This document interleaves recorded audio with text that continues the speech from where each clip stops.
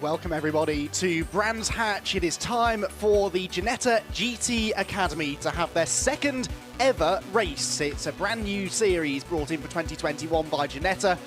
They had a very entertaining first race of the season yesterday afternoon in some pretty appalling conditions. For the time being, track conditions are a lot more pleasant at the moment. It's a bit chilly, it's very blustery, it's a bit grey. But right now we have a dry track and a big grid of cars. We've got 19 of them about to head out onto the warm-up lap ahead of a 20-minute second round of the championship. Yesterday, the race was won by TOBY TRICE in some pretty, as I said, difficult conditions, but he mastered them, as indeed did most of the field, remarkably well. Only one or two real incidents yesterday, and we're hoping now that we have dry conditions, at least for the time being, we'll have another really entertaining race. Andy McEwen up here in the commentary box for all things Ginetta today. Delighted to have with me someone who knows a thing or two about racing in Ginetta's championships. Jack Oliphant is with me this weekend. Jack, you have previously raced the G40s, haven't you? But you are, I know, a big fan of Ginetta. What's your thoughts on this new series? Yeah, well, the G56 looks a lot like the G55, which I attempted to drive in the 2019. It didn't go so well, unfortunately, but I was in it for the season. Yeah, it looks a very similar car. Apparently, it's got the same sort of chassis underneath it, but it's a bit restricted, slightly less power. But all in all, it's a very appealing car to get out there and have a go in, especially for newcomers. There's a big rookie grid, I believe, this season, obviously run by Want to Race, and they're all base setup. So hopefully they'll get out there, they'll enjoy it, and yeah, hopefully so will we. Yeah, certainly enjoyed watching yesterday's race. Didn't so much enjoy sitting in the grandstand getting soaked, but hey, that's what we get when we demand for months and months to be allowed back to the racetrack. You've got to expect a bit of inclement weather, haven't you? Great to see that we have fans trackside again for the first time at Brands Hatch, and indeed in the UK this year. We have a limited capacity crowd, but they're all here, they're all behaving themselves, socially distancing, and enjoying some good racing. And yesterday's race, Jack, TOBY TRICE didn't exactly dominate it. Lee Frost kept him honest throughout the course of the race, but just staying on the track yesterday was an achievement in and of itself. It was indeed, yeah. Well, there was a safety car for a lot of it because it was tricky conditions, but these cars, they don't have to worry about tyres. They're just on road tyres for the entirety, whether it's slicks, whether it's dry conditions or whether it's wet conditions. They get out there and just sort of have to deal with it. And like I said, they're pretty much on a base setup. So you're right, TOBY TRICE did do a very good job, and I've been reliably informed that he hasn't had much time in the car before this weekend. So the fact that he's jumped in and performed, you know, very well is quite impressive in itself. So we'll see if you can replicate it in the sort of slightly drier conditions or whether it suits some other drivers a little bit better. Yeah, TOBY has had relatively little testing. He was messaging me actually earlier on this morning saying how happy he was with the result that he had. And yeah, now that we have dry conditions, I know that he's had a bit more time in the dry. It's actually amazing, given how rubbish the weather's been so far this year. A lot of drivers saying they haven't had a huge amount of wet weather testing. Here, though, is how the grid lines up. It's TOBY TRICE on the pole position with Roy Alderslade alongside him, because the grid for this one is based on second fastest lap times from qualifying rather than the race one result. Ravi Ramied is third on the grid with Darren Leung alongside him, a pair of Want to Race cars there on the second row.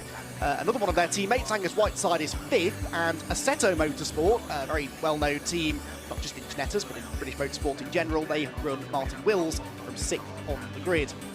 Lee Frost, who was runner-up yesterday, is down in seventh on the grid for this one to watch for sure. Julian Wantling is alongside him on the fourth row of the grid. And then rounding out the top 10, Gilbert Yates and Mark Lee for SVG Motorsport. Then we've got Lee Goldsmith and Wes Pearce on the sixth row of the grid. Danny Dwyer and Robin Grimwood should be next. There they are. Want to Race running, it seems, half the grid in this series, but they are a very, very successful Ginetta squad in all of Ginetta's one-make categories, really.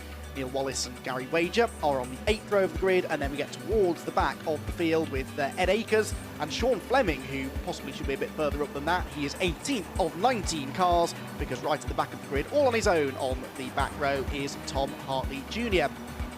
So TOBY TRICE won yesterday, therefore takes an early championship lead. He won by only just under 0.3 of a second in the end from Lee Frost in second and Roy Alderslade third. It was a really good drive from Lee Frost, actually. I know TOBY TRICE grabbed the headlines, first ever Ginetta GT Academy race winner, but Lee Frost again came from deep in the field, didn't he, yesterday, and really made the most of those conditions. It's easier to pass around here if it's wet in a way, isn't it? It is, yeah, I suppose, because you've sort of everybody's. It's a great equaliser, the wet, is what a lot of people say. And Lee Frost is very experienced. I raced against against him in the Super Cup back when he was racing the G55, and he's been in Porsches and other series throughout his racing career. So it's no surprise that he can sort of jump in a car and just get on with it. He only tested on Friday, apparently. He didn't test before that at all. So it's, again, I think Toby Trice is going to have his work cut out for him. But as the cars start to line up on the grid, I do want to give a quick shout out to Darren Young's little boy. He's apparently 6 today, George. He couldn't be here, so he wanted to just give a quick shout out on the stream. So happy birthday, George. I'm sure he's watching along at home, and we'll be hoping for a good result in the second race then of the season for the Ginetta GT Academy. It's Toby Trice on pole, even Roy Alderslade alongside him. Roy is a former Ginetta G40 Cup Chairman's Cup champion, so is Mark Lee actually, who starts a bit further down the order. Right at the back of the grid though, the green flag I think is about to be waved, the red lights are on. Toby Trice and Roy Alderslade then on the front row of the grid. Round number 2 of the Ginetta GT Academy gets underway, and it's not a pretty start by Toby Trice, not a quick one either. It's Alderslade that will get ahead of him.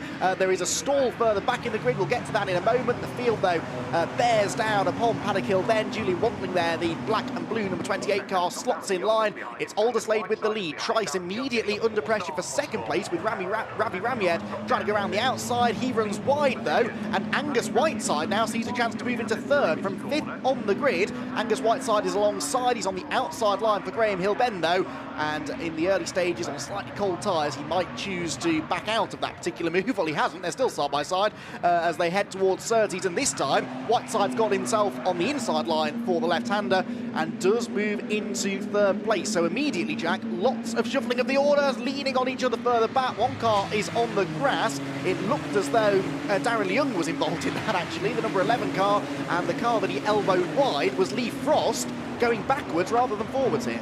Yeah, it's a tricky start for a few of these customers, as Roy Alderslade getting a brilliant start off the line, obviously using his various Ginetta years of experience to try and help him out there. Toby Trice just lighting up the rear wheels. Maybe he didn't warm them up as much as you like. Maybe there's a little bit of dampness on the inside of the circuit, but they're still going hammer and tongs at it, aren't they, as they go down towards the Brands Hatch GP loop. Yeah, up through Sheen Curve then, blind right-hander, full commitment required through there. You have to commit to the corner really before you actually see where the apex is. The battle we're watching then is the red and black number 11 of Darren Young, who started 4th. You can see that he's no longer in 4th position, he's down in 6th, and the top 4 actually making a bit of a break behind Darren. They're all falling over each other though, aren't they? Gilbert Yates there, and the number 8 goes to the outside into Clearways and Clark Curve. They come through though to complete the opening lap of the race. Roy Alderslade 7/10 up the road from Toby Trice at the head of the field. This is getting a bit close for comfort into Paddock. Quite an aggressive chop there going into the right-hander for Mark Lee, who managed to defend the place on the way in and then runs wide on the exit. Yeah, Mark Lee having to defend hard into Druids as well here, by the looks of it. But Yates has got his nose up the inside, and he's yeeted up the inside as well. He's gone fully sent, got himself into 6th place by the looks of it, but even behind them, they're still fighting it out. These top 4 really driven away, and Toby Trice, he's definitely not having it all his own way this time round, is he? Roy Alderslade doing well in the front of the order, used to winning obviously in the Chairman's Cup, but that is obviously almost like an AM category in the G40. It's not quite the same. I don't know if he's got much experience in leading the entirety of a field, so this may well be a first for him. Yes, and at the moment, Toby Trice is starting to come back at him. Toby was a 10th.5 or so quicker in the first sector, which takes you halfway down the Cooper Straight before you turn left onto the Grand Prix loop. The middle sector, though, is the longest of the lap, so it'll be interesting to see who's quicker through there, whether or not Toby is continuing to reel him in. 2 classes of driver out on track, by the way. The cars are all identical, but we have the GTA class, and then you have the rookie class for, well, rookies, funnily enough. And in 3rd position at the moment, leading that class, is the number 52 of Angus Whiteside, having gained a couple of places on that first lap. He is in this lead pack. Goes to show, doesn't it, Jack, that even if you are new to racing, these cars clearly are quite drivable and are allowing some of these rookies to have some real standout performances. Well, I suppose that's what the target customer is at the end of the day, isn't it? I mean, it's a lot like the GRDC package that Ginetta offer as well, in terms of you approach Ginetta, you say you want to get into racing, you want to race something with downforce and X, Y, and Z, and they sort of launch you into this G56 car now. So, you know, with the road tyres, you don't have to worry about buying sets of slicks and wets and testing too much. Yeah, you run by Want to Race. That's everyone has to run with Want to Race, and fantastic team. Used to run with them myself back when I raced G40 Cup. It's a lot different now. They've sort of they're now with Ginetta. It's quite wholeheartedly, and it's sort of its own team, and it's changed a lot. But there's still a fantastic group of people run by Ben Highland as well. Still, I believe. So you know, they're getting a fantastic education in racing, brilliant racecraft, and obviously jumping out some of the best circuits in the world. Yes, this one in particular, a real favourite, isn't it? And it does produce good close racing. Overtaking, though, can be tricky, and I think that's something TOBY TRICE is discovering now. He's in the wheel tracks of Alderslade, having done the catching. He was nearly 4/10 quicker on the previous lap, but now he's rather stuck. The fastest man on the track, actually, last time was the green number 52 machine of Angus Whiteside. Fastest lap on that first full flying lap, a 1 minute 39.57 compared to yesterday's fastest lap of a 51.8, just to show how much better the conditions are today than they were yesterday afternoon. Number 7 makes its way through, that's Gary Wager. Lots of these drivers will be familiar to long-time Ginetta viewers as drivers that have come up through things like the GRDC and the Ginetta G40 Cup. This now sort of the next step on the way to proper GT racing for these drivers. This car, of course, based on the GT4 car, and performance-wise, it's definitely a step in that direction. So expect to see some of the front runners in this championship moving on into things like British GT Championship, perhaps in the near future. Top 4 go through. This is the battle going on for 6th place then. Darren Young defending the inside line into Paddock Hill Bend. It's the number 8 car of Gilbert Yates trying to go well, not the long way round, trying to get the switch back on the exit, and Jack, it looks like he's done it.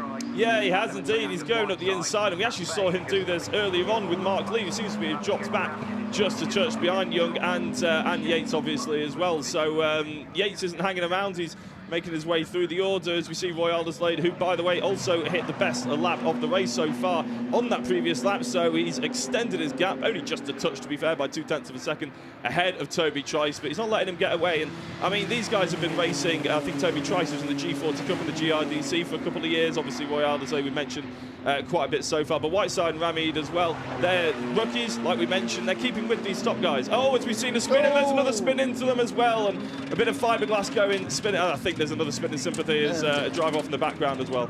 Yes, it's Robin Grimwood, I think, who was pointing the wrong way first. That's the white and blue number 50 car, who ironically looks like the only one that's going to carry on. Yes, it is. Then the number 20 buries itself in the gravel trap. That possibly wasn't the smartest thing to do. Edward Akers trying to do a bit of a 3-point turn there and ended up driving into the gravel. Let's see what happens. Up the inside goes Robin Grimwood. He's trying to find a way up the inside of Neil Wallace. Wallace sort of turns in, and Grimwood just a bit too eager on the loud pedal. Yeah, I think so. It's tough corner, Surtees at the best of times, and obviously a spin in sympathy ends badly into the front of him as well. A few of the drivers, Wills as well. I think he was the driver that we actually saw stalling on the start-finish straight. So he's avoided that one, luckily, but it's still not going his way. Yeah, I think trying to take it too tight, putting too much power through the rear wheels. These road tyres don't have the most amount of grip. They're not that thick either, so unfortunate for him. Easy done there, that's for sure, and the line that you take going into the corner rather than dictates how early you can get on the throttle coming out of it. And you know, these are for the most part very inexperienced racers, although Robin Grimwood, of course, has been around racing Ginettas for a few years now. He's not in the rookie class, but these cars are new to all of them, and this is all a learning experience. You can do all the testing in the world, can't you, Jack, but until you're out there in a race situation and that red mist descends and you find yourself on lines and in situations you've not been in before with these cars, it's so easy to make a little mistake like that that then has drastic consequences. It's amazing, really. When you're actually out there testing in winter or whatever, you might have a driver coach. A lot of these people probably will have driver coaches, and they teach you all these things. You improve and improve and improve over the days and weekends and stuff like that. As soon as you sat on the grid for your first, second, third race of the year, which is obviously the first round, it all goes out the window. You sat there completely forgetting, and a lot of the time I was actually sat there trying to teach myself how to even get off the line in a manual car. You know, you sat there sort of panicking almost, but as soon as the lights go, you sort of get into the rhythm, but then you get carried away. You get too much sort of in your own head, and you think, you know, I'll just put a little bit more power there, even though you've never done it before. And of course, the car reacts in a way that you don't expect it to. Indeed, that is a bit of Ginetta that is left on the road. This could take a little while, I think, to clear. There are, I think, 3 cars, aren't there, that need recovering in total, one of which is in the gravel trap. That is the number 20 of Ed Akers. You've got the number 50 pointing the wrong way is Robin Grimwood, who kind of triggered that with his self-spin. And then the other one involved is number 23, isn't it, which is Danny Dwyer. He's the one facing away from us, the white and red car. We also saw a second or two ago that Sean Fleming is in the pit lane on, I think, an unrelated issue, but he pitted on the same lap with, I guess, some sort of mechanical drama. I couldn't see any damage on the car, so I think Unfortunately, a niggly little gremlin maybe taking him out of the race. So let's recap where we are then. Roy Alderslade leads the way as we are now 9 minutes into this 20-minute race. Toby Trice had caught him after that sluggish start, but hasn't yet been able to find a way through. Of course, behind the safety car now, is not allowed to overtake. Anyway, Angus Whiteside in third position is leading the rookie class. So their drivers trudging away, already counting the costs, I would imagine, from what was a fairly significant impact. But it looks like, most importantly, everybody is okay after that. Ginetta build a quick car, but they build a strong car and a safe car as well. So everyone is out of the cars and okay, just going to take a while to recover the wreckage. Just to continue going down the order then, fourth place is the number 17 of Ravi Ramyed. Fifth position is Julian Wadling. Sixth position then for the number 8 of Gilbert Yates. He started ninth, so he's gained a few positions from the start. Darren Young has gone the other way, unfortunately, from 4th to 7th. Eighth position then for Mark Lee. Ninth is the number 32, which is Wes Pearce, came in 12th, so he's gained a few places as well.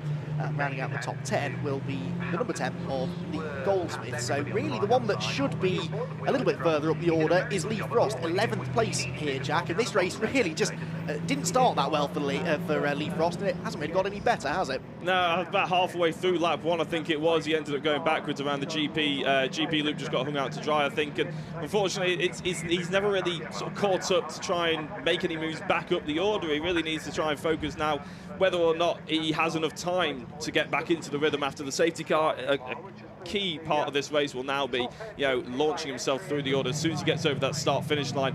It looks like we've got a little while yet under safety car. Ed Akers, I think, is probably the driver that, in terms of cost and in terms of worrying about getting out for the next race, has got the least to worry about, because it looked like he just beached himself into that gravel. So we'll have a little bit to clean up, I'm sure, but the teams out here are fantastic at cleaning up the cars and getting them out for the next race. So then look, all three of them will be out there, but Ed Akers, I'm sure, will be a bit gutted that, realistically, maybe he could have done left-hand down, bit of wheel spin. Maybe that's what he tried, but he just ended up in the gravel. Yes, you do see drivers do that, but then equally, if they get that wrong, it's almost even more embarrassing, isn't it? So trying to take the safe route back onto the track, ended up beaching himself in the gravel, and sadly is now one of at least 3 retirements, possibly 4 if Sean Fleming doesn't get back on track, which certainly looks like it might be the case.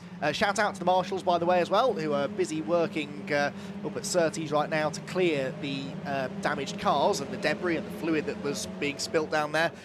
All our volunteer marshals, there they are, who, it's not the most glamorous job in the world, but they do it because they genuinely love the sport, and they get a ringside seat. They get to be directly involved in the running of the meeting, and without them we could not run meetings like this.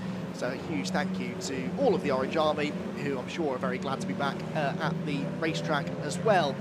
Safety car then is out. We've got just under 8 minutes of the race still to go, and Roy Alderslade is probably the only person who's happy about this safety car, because he was feeling the heat there, wasn't he, before it came out. During the safety car, though, do you get the chance to relax, or are you just now going into hyperdrive, just overthinking everything? I think you do sort of get the opportunity to relax, but it's a dangerous tactic to take, because realistically you're sort of driving around, you sort of get into your own head, thinking about maybe what you're going to have for lunch even, because obviously you're just basically driving down the motorway at the moment. You've got to try and keep your tyres nice and hot, you've got to try and keep concentrating on that, but even if you're behind the safety car for 5 or 6 laps, even you can start sort of forgetting about that almost, and you just think, oh, I'll do it on the last lap sort of thing, but all of a sudden as the safety car lights go out, you're completely caught out, and then you're in a bit of trouble from the cars behind. So it's, it can be in your own head, but you do need to try and stay focused for as long as possible as we go to another replay. It's an optimistic look up the inside, isn't it? I don't think the door was ever slammed closed. It just Grimwood got it slightly wrong, unfortunately. Yes, he did, and then as he sat prone in the middle of the road, he could probably see that accident coming for what will have felt like an age before it actually happened, and braced himself. Took his hands off the wheel, probably, if he was sensible, because when you get heavy front-end contact like that, it can sometimes rip the wheel out of your hands, do yourself some damage. And he then had the presence of mind to try and get the car off the road, whilst in the background, the number 20 of Ed Akers tried to do the same thing. Well, and succeeded, I suppose. He is off the road now, but sadly stuck in the gravel. And the 23 of Danny Dwyer was going no further from the moment of impact, really. Shame that. A lot of work's gone into preparing these cars, brand new cars, of course, ahead of the season.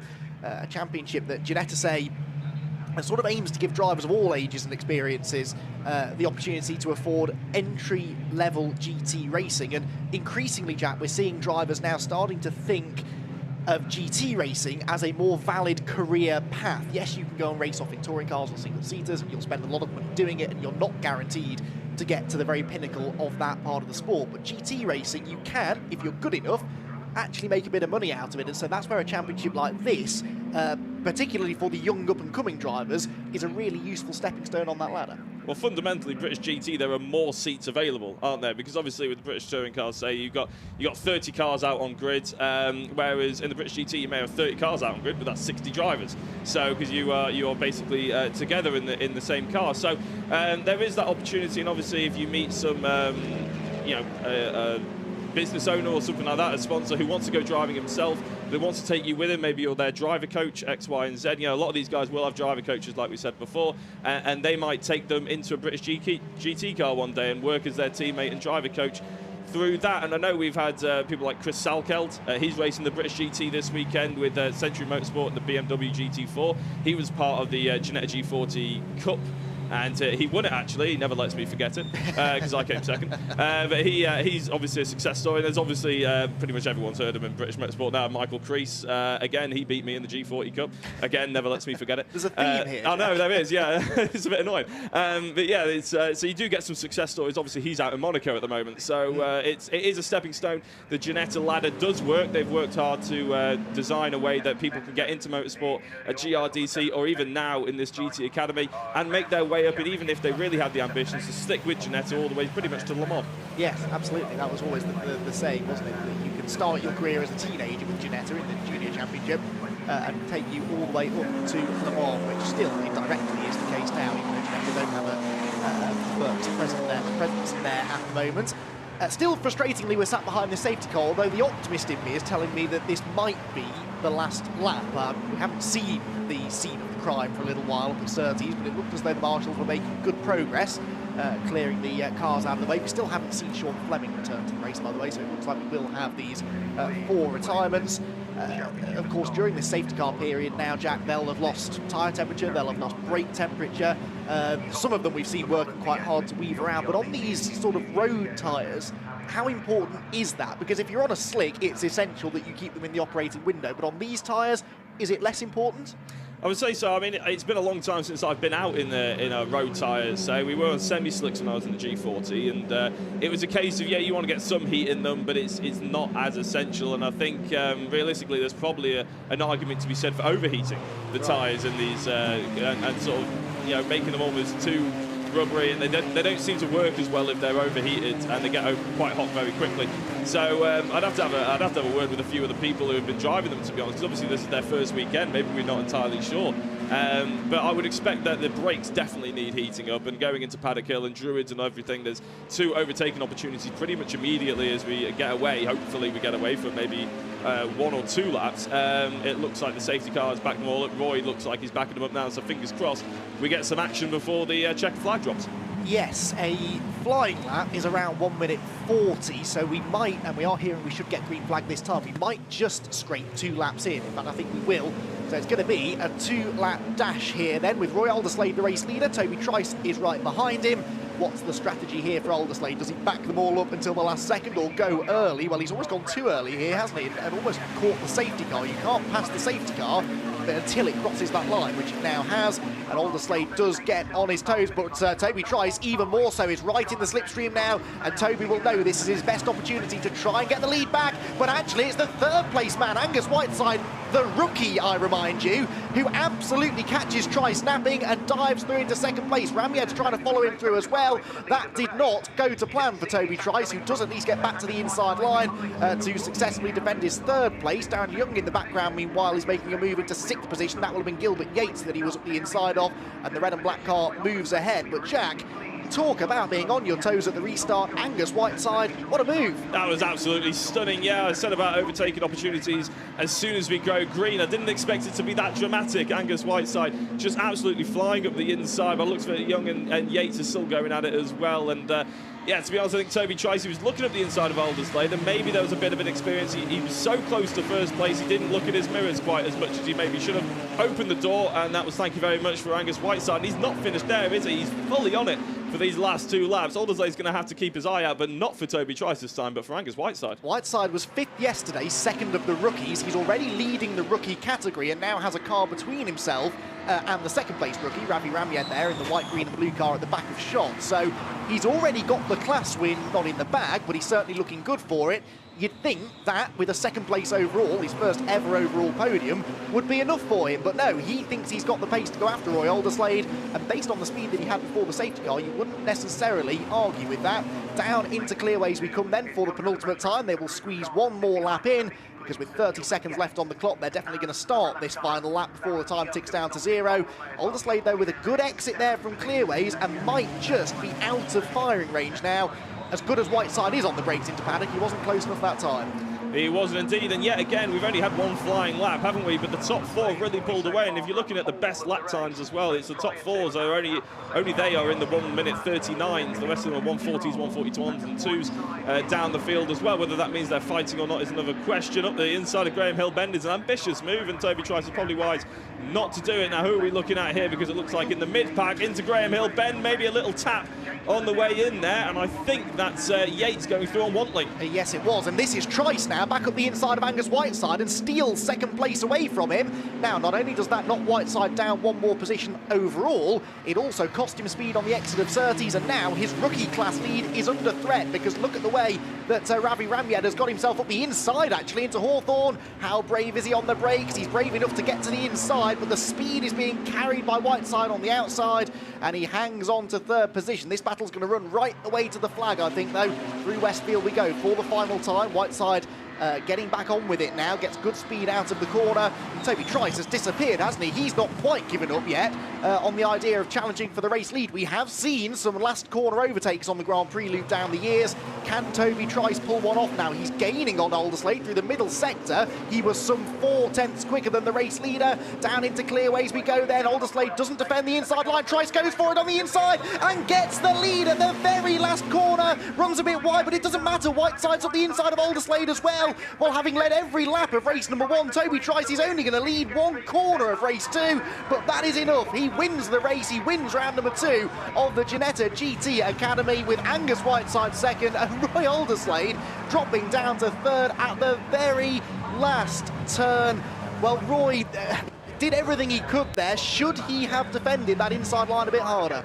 Yeah, I think going out of the GP loop, you always got to anticipate the fact that there is another overtaking manoeuvre, but the fans have been cheering outside. Mark Werrell on the circuit commentary is going mad as well.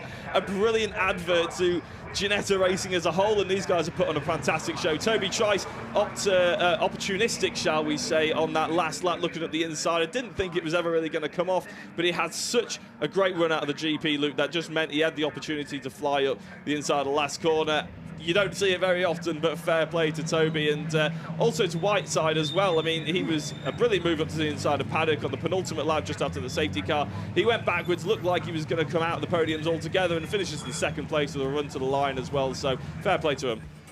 Yeah, fantastic racing. I'll tell you what, if it carries on this way throughout the rest of the season, we are in for a treat. TOBY TRICE then wins round number 2 of the championship. Not something I thought I was going to say a couple of minutes ago. Angus Whiteside 2nd is the rookie class winner, and Roy Alderslade was 3rd, with Ravi Ramyed in the end not quite able to get onto the podium, but the top 4 were split by just less than 7/10ths of a second. Gilbert Yates was next, ahead of Darren Young, who got the better of Julian Wantling on the restart. Mark Lee was 8th. Lee Frost did get himself into the top 10 in the last couple of laps, moving from 11th to 9th, with Wes Pearce rounding out the top 10. Lee Goldsmith was next, ahead of Wills, who was in 12th position. Gary Wager next. Tom Hartley Jr. came from the back of the grid, and Neil Wallace was 15th. And I think the last of the finishers, because Robin Grimwood was a non-finisher, so was Dwyer, so was Ed Akers, and Sean Fleming, of course, retired to the pit lane and never did get back out on track.